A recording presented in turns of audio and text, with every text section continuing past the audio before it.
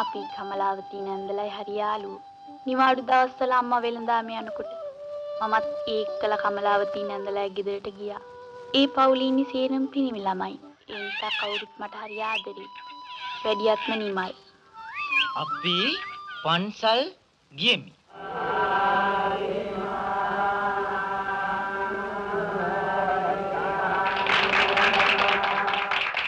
මම ශිෂ්‍යත්වයක් දිනාගෙන නගරයේ මධ්‍ය මහා විද්‍යාලයට ඇතුල් වුණා. මුළු ජීවිතේටම.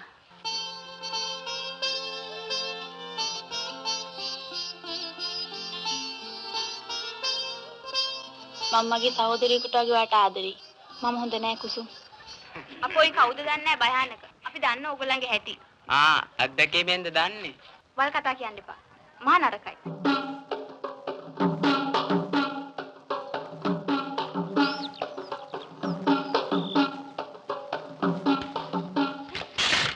කුසුම් බය වුණාද? මට ලුකයිගේ මුණ දිහා බලන්නත් බයයි වගේ. මොකක්ද අමුත්තක් තියෙනවා. දැන් කුසුම් මට ලස්සනයි. මම දන්නවා අපේ අම්මා අපි වෙනුවෙන් විඳින දුක. මොකද අපිට පොල් වලින් රබර් වලින් සල්ලි එනවයි. Taman කැමති පවුලක් කැමති විදියට උපදින්න නිදහසක් නැහැ.